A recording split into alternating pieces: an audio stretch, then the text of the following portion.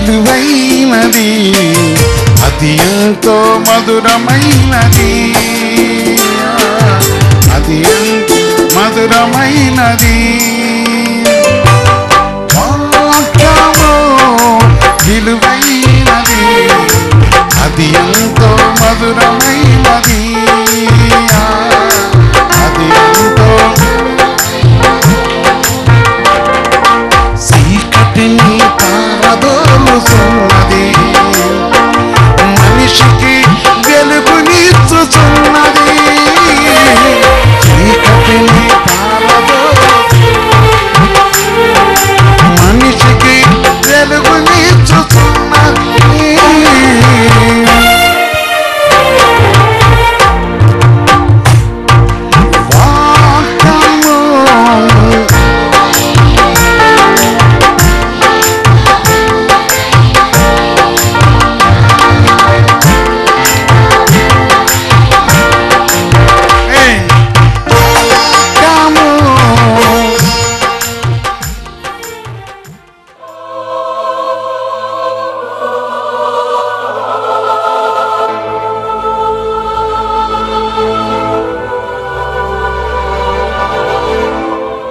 దేవుడు సెలవిచ్చే మాట ఏదనగా, ఆయన ప్రతి మనిషితో కూడా ఇలా మాట్లాడక ఇష్టపడుతున్నవాడు. దేవుని యొక్క నామను బట్టి వాక్యం ఏదో సెలవిస్తుంది. ప్రియమైన సహోదరి సహోదరా, మొదటి పేతురు పత్రిక 5వ అధ్యాయంలో మనం చూస్తే 7వ వచనంలో దేవుని వాక్యం చెలుస్తుంది. ఆయన మిమ్మల్ని గురించి చింతించుచున్నాడు అనగా, ప్రభువైన యేసుక్రీస్తు నిన్ను గురించి, నీ కుటుంబం గురించి, మిమ్ముల గురించి, మనల గురించి, మన నిమిత్తమై. అందుకని ఆయన ఆలోచనతో ఎవరైతే నిలిచి ఉంటున్నారో, ఆయన ఉద్దేశం ఎవరైతే కలిగి ఉండకు ఇష్టపడుతున్నారో, ఆయన నిబంధన ఎవరైతే అనుసరికి ఇష్టపడుతున్నారో, ఆయన నిబంధన ఎందుకు బంధింపబడి ఎవరైతే ఉన్నారో, ఆయన కట్టడ కొరకు ఎవరైతే ఆశపడుతున్నారో, వారి విషయంలో దేవుడు ప్రత్యేకించి మాట్లాడుతున్నవాడు. ప్రతి మనిషి విషయంలో దేవుడు ఎదురు చూస్తున్నాడు. ఎవరు కూడా దృశ్య విషయం ఆయన కాదు.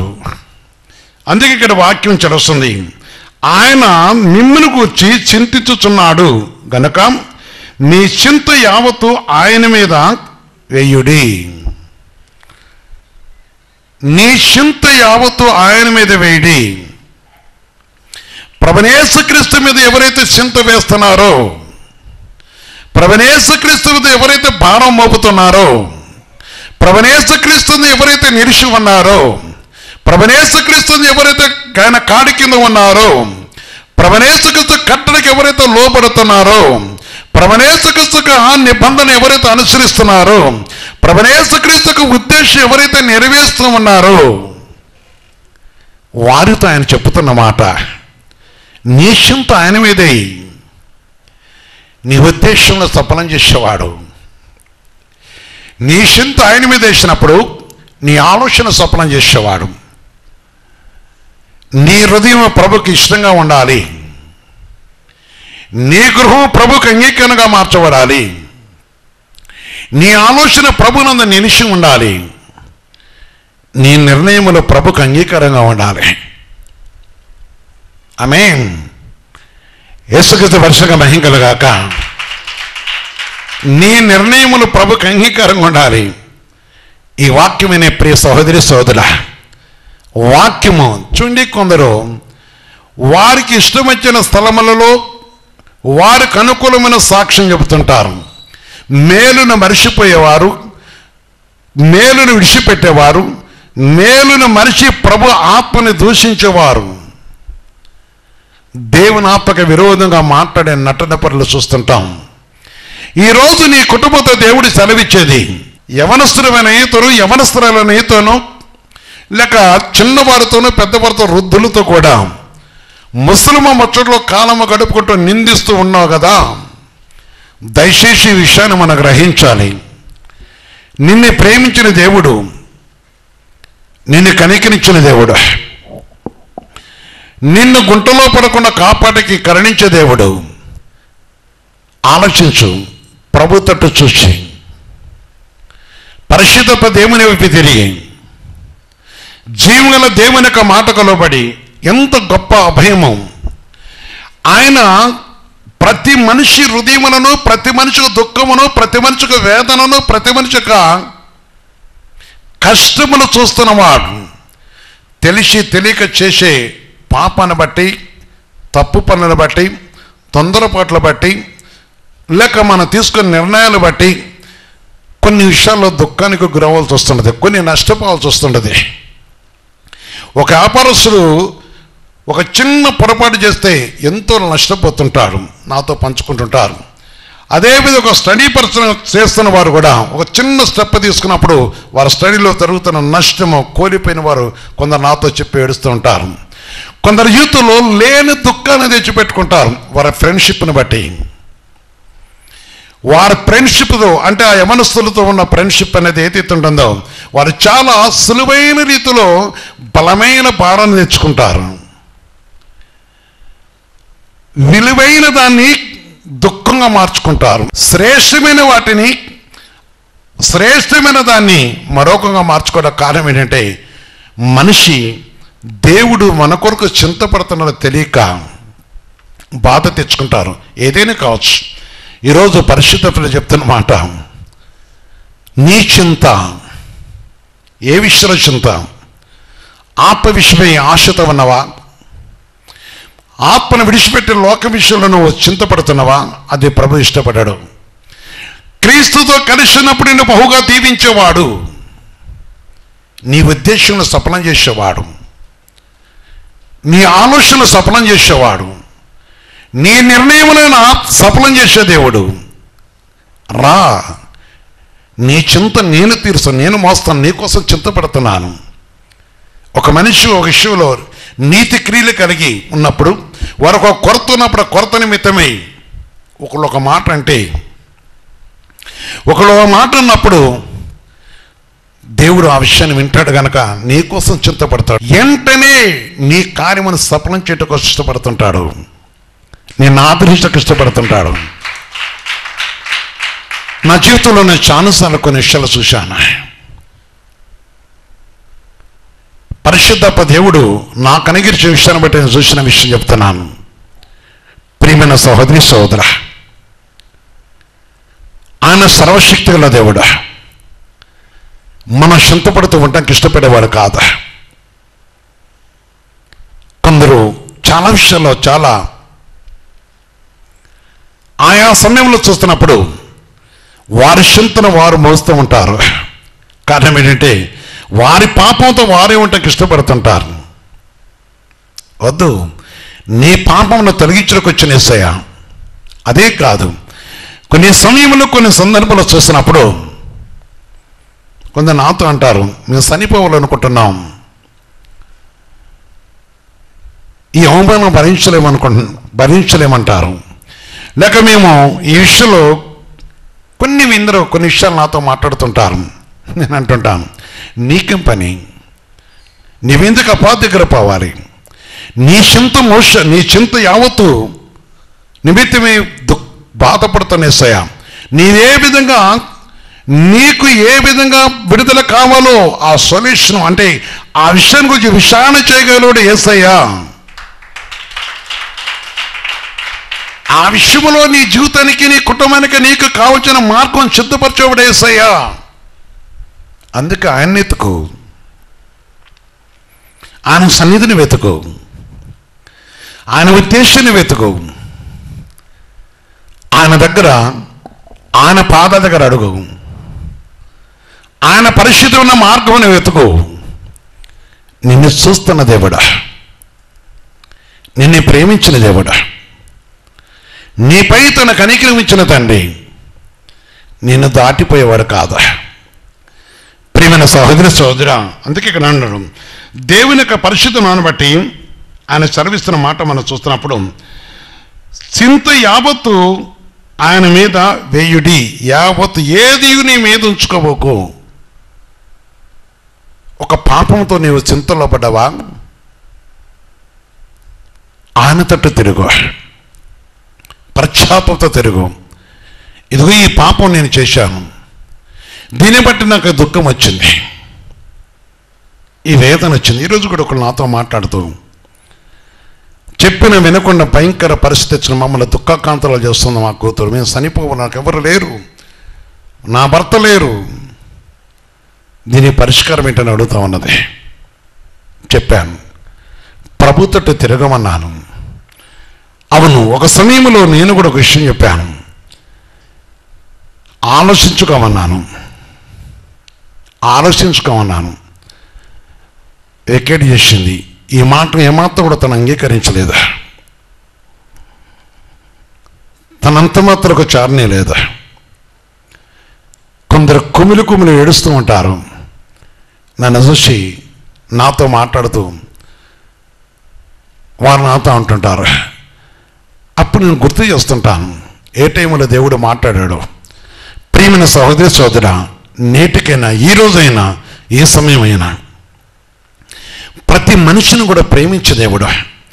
యావత్తు ఏదైతే బాధ ఉన్నదో ఆయనకు అర్పించు, ఆయనకి అప్పగించుకో, ఆయన పాదాల దగ్గర రా.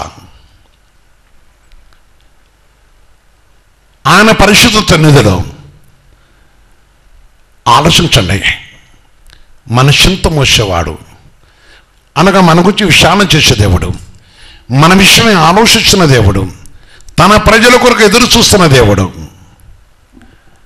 అవును, నీ కొరకు నేనన్నీ బాగానే ఉన్న కుమార్తె విషయంలో, నాకు అల్లుడి విషయంలో, లేకపోతే వారికి రక్షణ లేదని నాకు చాలా చింత. అసలు నీకే లేదు. ఎందుకు ఈ మాట అంటున్నానంటే, నీవు క్రీస్తునందు వారికి పరిపూర్ణమైన భారమును వారికి అప్పగించట్లేదు. అప్పగించిన యావత్తు వారు ఆయన మీద ఇట్లా నేర్చుకున్నప్పుడు వారికి రక్షణ కలుగుతుంది. సహోదరి సోదర, ప్రతి విషయంలో కొందరు నాతో చెప్తున్న విషయాలు వింటుంటాను. మంచిది, తప్పకుండా చింత ఉంటుంది. కనికరం అనేది నీలో ఉండటం వలన చింతపడుతుంటావు. ఏ విషయంలో కావచ్చు, కుటుంబ విషయంలో, కుమారుల విషయంలో, కుమార్తెల విషయంలో, అల్లుళ్ళ విషయంలో, కోడళ్ళ విషయంలో, మనవాళ్ళ విషయంలో, మనవరాళ్ళ విషయంలో, సంతానం లేని విషయంలో, లేకపోతే కొన్నిసార్లు మనం వెతటోళ్ళతో మాట్లాడుతున్నప్పుడు, లేక అనవసరమైన మన మీదకి వచ్చినప్పుడు కూడా చింత అనిపిస్తుంటుంది. మేలు పొంది అవమానపరచబడే చింత అనిపిస్తుంది. ఈ సమస్తం కూడా ఎవరి మీద వేయాలి? యేసయ్య మీద వేయాలి. మంచిది. పేదరికను బట్టి వచ్చే చింత, పేదరికము నీలో, నీ జీవితం, నీ కుటుంబాన్ని బట్టి, నీ కుటుంబంలో ఉన్న పరిస్థితిని బట్టి. ప్రియమైన సహోదరి సహోదర, కష్టము, కన్నీరు. కొన్నిసార్లు కొందరు బయటికి వెళ్ళినప్పుడు, ఇంకా విదేశాలు వెళ్ళినప్పుడు, ఆ దుబాయ్ ఆ ప్రాంతంలో వారు పడిన కష్టాలు కొన్ని ప్రాంతాల నుంచి నాకు ఫోన్ చేస్తూ ఉన్నారు. అయ్యా, నేను ఇక్కడ ఈ భయంకర పరిస్థితిలో ఉన్నాను, ఇదిగో ఈ దుఃఖంతో ఉన్నాను, ఇక్కడ నేను తలవెత్తలేని పరిస్థితి, ఈ వ్యాధితో ఉన్నాను. ఈరోజు ఒక సహోదరి వచ్చినప్పుడు ఆమె గుర్తుకొచ్చింది. నేను ఇండియా రాననుకుంటే నేను చనిపోతాయా, వాళ్ళు నన్ను కొట్టినారు, నా పరిస్థితి వేరే విధంగా ఉంది. వాస్తవమే. అప్పుడు ప్రభుకి అప్పగించాం. దేవుడి క్షేమంగా తీసుకొచ్చిన వాడు. ఇది చూస్తుంటే కొన్నిసార్లు చింతలు ఉంటాయి. ప్రతి వారు అడుగుతున్నారు. ఈరోజు ప్రభు మనం చెప్పేదంటే, ఎవరు దుఃఖమైనా నీ పనిలో కానీ, కొందరు పని మనుషులు చెప్తుంటారు, పరిస్థితులు బట్టి పని చేస్తున్నానయ్యా, పరిస్థితులు బట్టి పని చేస్తున్నాను, నా కాళ్ళు చేతులు పీకిపోతుంది, నా గుండె పగిలిపోతుంది, అదిరిపోతుంది, నా నరములు పీకిపోతుంది, కానీ ఇక్కడ పని చేస్తే ఆ అప్పు తీరదు, కనుక అప్పు విషయమే పని చేయక తప్పట్లేదని చెప్పుకుంటారు. దేవుని బిడ్డలారా, వారి కోసం దేవుడు ప్రతి వారి విషయంలో ఆయన చూస్తున్నవాడు, దేవుడు ఇడిపిస్తున్నవాడు. అందుకే నిర్గమకాండములో 3వ అధ్యాయంలో 7వ వచనం కూడా దేవుని ఆజ్ఞ వస్తుంది. మరి యెహోవా నేను ఐగుప్తులో ఉన్న నా ప్రజల బాధను నిశ్చయముగా చూచితిని, పనులలో. ప్రియమైన సహోదరి సహోదరా, పనులలో, నీవున్న పనిలో, నువ్వు ఒక ఇంట్లో పని చేస్తున్నావు, లేక ఒక యజమాని దగ్గర పని చేస్తున్నావు, నీ శరీరం పరిస్థితి బాగలేదు, లేక నీవు పరిస్థితులు అప్పులు ఎక్కువ అవటం వలన మీరు భార్య భర్తలు కష్టపడుతున్నారు, నానా బాధలు నీకున్నాయి, శరీర బాధలు నీకున్నాయి. కానీ యేసయ్య అంటున్నాడు, దేవుడు అంటున్నాడు, వారి పనులలో తమ్మును కష్టపెట్టే వారిని బట్టి వారి పెట్టిన మరణం వింటిని. అమేన్, అమేన్, అమేన్. వారి దుఃఖమును నాకు తెలిసే ఉన్నవి, వారి దుఃఖము నాకు తెలిసే ఉన్నవి. కాబట్టి ఐగుప్తుల చేతిలో నుండి వారిని విడిపించుటకును కనుక వారిని అక్కడి కనుక నువ్వు పడే దుఃఖమైన చూస్తున్నాడు, నీ కష్టమైన చూస్తున్నాడు, నీ కోసం చింతపడుతున్నాడు. నేను ఏ విధంగా విడిపించాలి, ఆల్టర్నేట్ కావాలి నీకు. నీవు ఒకవేళ ఆ నుంచి ఆ పనిలోంచి బయటకు వస్తే నీకు మరొక మార్గం కావాలి, నీకు మరొక మార్గం కావాలి.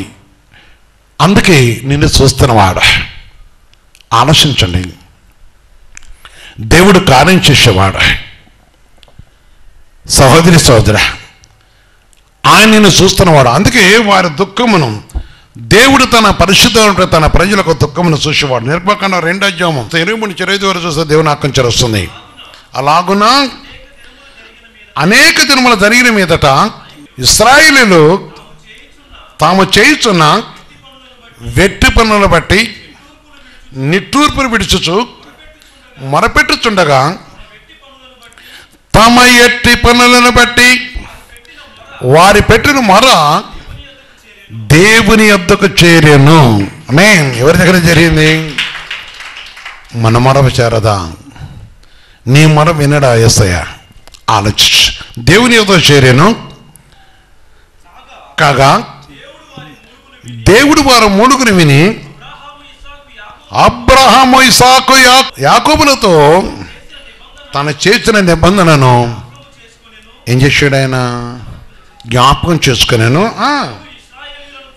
దేవుడు ఇశ్రాయేలును చూశాను, దేవుడు వారి యందు లక్ష్యం ఉంచాను. యేసుక్రీస్తు పరిశుద్ధంగా మహిమ కనుగాక. నీ మొర వినుటకు ప్రభుత్వం ఎందుకురా? నా కడుపులో గడ్డలు ఉన్నాయ్యా, నాకు బ్లీడింగ్ అవుతుందయ్యా, ఇన్ని రోజుల నుంచి అవుతుంది, నా కష్టం ఈ పరిస్థితి, నేను పని చేయకుండా నా కుటుంబం వెళ్ళేటట్లేదు. కొందరు అంటారు నాకు ఈ కిడ్నీ బాధ ఉన్నది, నా కిడ్నీ రాళ్ళు వచ్చినాయి. లేక కొందరు కొన్ని విషయాలు చెప్తుంటారు, నా గుండెలో పీక్కుపోతున్నాయి, ఈ పరిస్థితులను బట్టి నేను పని ఒప్పుకున్నాను. లేక కొందరు అంటారు కొన్ని విషయాలు, ఈ పని చేయకపోతే నేను ఆ దగ్గర డబ్బు తీసుకున్నాను, వాళ్ళకి న్యాయం చేయాలి కదా, ఈ సమయంలో అవసరం కదా, నా తల బరువైనది. ఎన్నో విషయాలు నేను వింటుంటాను. ఈ పని లేదు, ఈ కష్టమెట్ట. సహోదరి సోదర, లక్ష్య పెట్టేవాడని యేసయ్య, ఆదరించేవాడేసయ్యా. అందుకని ఆయన సెలవిస్తున్నవాడు.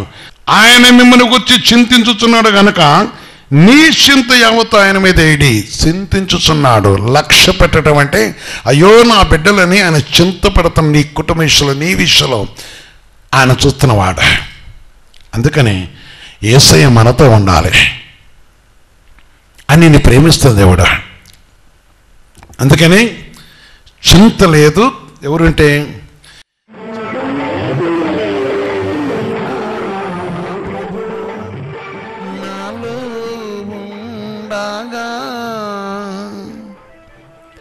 చింత ఉండదు. ఆయన మీదే, ఆయన పరిశుద్ధుని యొక్క మాటపై ఆధారపడాడుగా ఆయన నేను చూస్తున్నవాడు. నా చింతలన్నీ నా ప్రభు భుజంపై మోయను. ఆ పాట ఆలోచించు. దుఃఖం కాదు, ప్రభుత్వటి తిరుగు. దుఃఖంతో ప్రభుత్వటి తిరుగు, కుటుంబంతో తిరుగు. ఆయన కనికిరగల దేవుడు. నేను దినమున ఒక స్థలం నుంచి వస్తున్నాను. నాకు ఎదురుకొచ్చారు. కొన్ని విషయాలు కొంతతో మాట్లాడాను. ఒక గొప్ప కార్యము ఒక కుటుంబంలో దేవుడు వారిని ప్రేమించి, దేవుడు వారి సంతానాన్ని ఆశ్రయించి, లేక వారి పరిస్థితి, దేవుని వాక్యము వారికి ఎంతవరకు ఉన్నదో కదా వేరే విషయం. కానీ జర ప్రభు సన్నిధిలో చూస్తున్నప్పుడు కనికరించిన వాడు. ఆలోచించండి. ఈ సమయం ముందు కూడా చూస్తున్నాం. నాతో ఎంతకాలం అవమానంతో బ్రతకాలన్నది సహోదరి. నీవు ప్రభుపై నీ చింత వెయ్యనంత వరకు బ్రతుకుతూనే ఉండాలన్నాను. ఎన్నెన్ని దేవుడి మీద అత్తమయ్యానదమ్మా, ఎంత తెలివైందో ఒక చూడు. అప్పుడు అన్నా నేను, వాస్తవమే తనన్నది కూడా కష్టమే. వాడు తాగుపోతూ, వీడు తిరిగిపోతూ, వీడు కొట్లాడేవాడు, వీడు జైలు పోయేవాడు. నా భర్త ఏ బాధ్యత లేని ఒక అనామహుడు, అంటే ఆయన తాగటం తప్ప రెండో తెలియదు అంటాడు. ప్రియమైన జనబిడ్డలారా, వాస్తవమే. ఆలోచించు, క్రీస్తునందు నీ జీవితాన్ని ప్రభు మీద, నీ కుటుంబ పరిస్థితిని. అందుకని లక్ష్యం ఇచ్చే దేవుడు. ప్రభు యొక్క నామను బట్టి మనం చూస్తున్నప్పుడు మొదటి పేతురు పత్రిక 4:19 చూస్తే కూడా దేవుని ఆజ్ఞ వస్తుంది. కాబట్టి దేవుని చిత్త ప్రకారము బాధపడేవారు సత్ప్రవర్తన గలవారై, దేవుని చిత్త ప్రకారం ప్రభు కొరకు ఉండి, ప్రభు మాట కోసం ఆ దుర్వ్యాపారం విడిచిపెట్టి, దుర్వ్యాపారం విడిచిపెట్టి, పాపపు మార్గాన్ని విడిచిపెట్టి, దుష్ట స్నేహాన్ని విడిచిపెట్టి, అపవిత్ర స్నేహం విడిచిపెట్టి, లంచగొండదాన్ని విడిచిపెట్టి, లేక అసత్యమైన క్రియలు విడిచిపెట్టి, లేక దుష్టులతో కలిసి ఉండేటప్పుడు వచ్చే లాభాన్ని విడిచిపెట్టి, ఇంకా చెప్పాలంటే క్రీస్తు నిమిత్తమే చదవండి అక్కడ. కాబట్టి దేవుని చిత్త ప్రకారము బాధపడేవారు సత్ప్రవర్తన గలవారై నమ్మకమైన సృష్టికర్తకు తన ఆత్మలను అప్పగించుకొనవలెను. ఎవరికి అప్పగించుకోవాలి? ఎక్కడ ఉండాలి మనము? ప్రభుత్వాన్ని వెతకాలి. నేను ప్రభు కోసం బ్రతుకుతున్నాను, నేను ప్రభు కోసం ఉన్నాను, నేను ప్రభు కోసం ఈ విషయాన్ని విడిచిపెట్టాను, ప్రభు కోసం ఈ లాభాన్ని విడిచిపెట్టాను అనే బొంకుతున్న వారు చాలామంది ఉంటారు. కొందరు ఖచ్చితంగా ఉంటారు. ఆహారం ఉన్నా లేకపోయినా, వస్త్రం ఉన్నా లేకపోయినా చాలా వాక్యానికి లోపడతారు. కొందరు దేవుని కొరకు అంటారు, కానీ దేవుని సన్నిధి లేక దేవుని సహవాసం, దేవుని యొక్క సన్నిధిలో మొరపెట్టడము లేక ఆలోచించడము, మొరపెట్టి నలిగిన హృదయంతో ప్రభు దగ్గర కన్నీళ్లు కారవలేని వాళ్ళు అనేకులు ఉన్నారు. ఆ గుంపులో నీ కుటుంబం ఉందా? ఈ స్వరం వింటం వల్లారా? అది ప్రభుకి ఇష్టమైనది కాదు. ప్రవర్తన మారాలి, ప్రవర్తన మారాలి. సత్ప్రవర్తన. కొందరు జీవితంలో చూశాను, సత్ప్రవర్తన లేని వారు ఈరోజు ఈ స్థలంలో లేరు. దేవునితో ఉన్నామని చెప్పి దుష్టులతో సాంగత్యం చేసిన వారిని దూరంగా ఉంచినాడు దేవుడు. నన్ను ఒకళ్ళు అడిగారు, పలాని ఎందుకంటే ఈ వాక్యం చెప్పాను నేను. ఆలోచించు. మన మోషే దేవుడు, సంఘములో దేవుడు ఉన్నాడు, ఆధారపడేవారు దేవుడు ఉన్నాడు, రక్త సందుల బంధుమిత్రులు అనేకులను కూడా మనం మొరపెడుతున్నప్పుడు దేవుడు కాపాడుతూ వస్తున్నాడు. నేటికి దేవుని సన్నిధిని అడిగేది అదే, ప్రతి వారు కూడా సత్ప్రవర్తన గలవారై మన భారం ఆయన మీద మోపాలి. ఎవరైనా కావచ్చు. అందుకే నన్ను ప్రార్థించమని ప్రతి వారితో అదే విషయం చెప్తున్నాను. ప్రియమైన సంగమా, లేక ఈ వాక్యం విన్న వాళ్ళారా, ఈ రాష్ట్రం ఇతర రాష్ట్రంలో ఉన్న వాళ్ళారా, దేవుని మేలును మర్చిపోకూడదు. దేవుడు కనుక కొందరు అధికమైన తెలివి, దేవుడు మేలు చేస్తే, దేవుడు కనికరిస్తే దేవుని మోకరించడకు వాని యొక్క జ్ఞానమును ఆధారం చేసుకుని లోక సంబంధ జ్ఞానము. ఈ వాక్యం వింటున్నారులారా, కొందరు గర్భాలు తెరిచాడు, కొందరు రుణబాధలను చిరిపించాడు, కొన్ని విషయాలు దేవుడు కార్యం చేశాడు. వాళ్ళ భర్తలకు మోకరించడకు వారి పాపం మోకరించినట్లేదు. ఈ వాక్యాన్ని వింటున్నావు కదా, నీకు రోషం ఉంటే దేవుని సన్నిధిలో, నీకు బుద్ధి ఉంటే మార్చుకో. చల్లంగివాడుగా ఉండకూడదు. ప్రభుని అడుగు. నీకు నిజంగా దేవుని యందు నీకు విశ్వాసం లేదు, నాకు విశ్వాసం ఉందని అంటున్నావు, క్రియలైన మృతాన్ని నువ్వు మంచిదని వెళ్ళారా. మన ప్రవర్తన మారినప్పుడు, మన ప్రవర్తన మారుతున్నప్పుడు ఆయన అంటాడు, యేసయ్య ఏమంటాడో తెలిసిన, యేసయ్య ఎంత ప్రేమిస్తాడో తెలిసిన. ఎన్నోసార్లు మనం వింటుంటాం, ప్రయాసపడి భారం వస్తున్న సమస్త జలాన్ని నా దగ్గర రండి. మత్తయి 11:28 చెప్తున్నాడు. ప్రయాసపడుతున్నావు కదా, నీ ప్రవర్తన మార్చుకొని నువ్వు ప్రభుత్వం తిరిగి ప్రభుత్వం నీ మీద లక్ష్యం ఉంచుతున్నాడు కనుక నా దగ్గర నీకోసం నేను వచ్చాను, నీ ఇంటికి వచ్చాను. ఇప్పుడు నీ ఇంటికి వచ్చాడు ఆయన, ఇప్పుడు నీతో ముచ్చటిస్తున్నవాడు ఆయన. ఎందుకు మురుగుతున్నావు? ఎందుకు చేయరాని పనులతో కృంగిపోతున్నావు? ఆలోచించవా? ప్రభు సన్నిధిలో విషయాన్ని చేయవా? కావచ్చు. ప్రజెంట్గా బాధ ఉన్నవారు, వ్యాధి ఉన్నవారు, కష్టం ఉన్నవారు, ఎన్నో విషయాలు ఉంటుంటాయి. ఆయన పిలుస్తున్నాడు. ఆయన నా యేసయ్య పిలుస్తున్నాడు, మన యేసయ్య పిలుస్తున్నాడు. రా.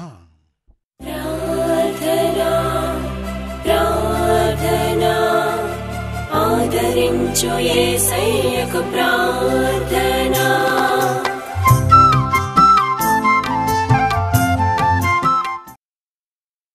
పరిశుద్ధ తండ్రి, సర్వోన్నతమైన దేవా, నీ పవిత్ర పాదాలు కొందమని తెలుస్తున్నా. నా యేసు, నీ పాదాలు కొందమని తెలుస్తున్నా. ఈ సమయం కూడా తండ్రి, మా భారము మోయటానికి వచ్చిన యేసయ్యా, మా దుఃఖమును తీర్చుకొచ్చిన యేసయ్యా, మమ్మల్ని భరించడానికి వచ్చిన యేసయ్యా, మా కన్నీళ్లు తోడకు వచ్చిన యేసయ్యా, మా కష్టము తొలగించడానికి వచ్చిన యేసయ్యా, ఏ బిడ్డలైతే ప్రభుత్వం నిన్ను అడుగుతున్నారో, ఏ కుటుంబం అయితే స్థిరము లేకుండా అడుగుతున్నదో, ఏ యవనస్తులైతే ప్రభు నిబ్రము లేకుండా కొట్టుకొని పోతున్నారో, ఎవరైతే ప్రభు ఈ మాటను తిరస్కరించి బ్రతుకుతున్నారో వారి హృదయములు లేవనెత్తండి. వారి తట్టు లక్ష్యం ఉంచండి. ఆయన వారు నీ తట్టు చూస్తున్నారు కదా, కనికరించండి. ప్రతి బిడ్డను జ్ఞాపకం చేసుకోండి. ప్రతి కుటుంబంలో మీరు ప్రవేశించండి. వారికున్న వ్యాధి బాధను తొలగించండి. వారికున్న ప్రతి విధమైన దృష్టికలను చెడిపించండి. వారు చేసే పనులు సఫలమవటకు సహాయం చేయండి. వారి వ్యాపారంలో దిగిపోవటం సహాయం చేయండి. అయా వారికున్న రుణబాధలు తీర్చబడకుండా సహాయం చేయండి. ప్రత్యేకించి ప్రభు ఈ మంచి సమయాన్ని పెట్టుకుందా తెలుస్తుంది. ఈ వాక్యం ప్రతి వారిని కూడా దీవించి కనికరించి కటాక్షించమని యేసుక్రీస్తు పరిశుద్ధ నామమున ప్రార్థించి వేడుకొస్తున్నాం తండ్రి. ఆమేన్, ఆమేన్, ఆమేన్.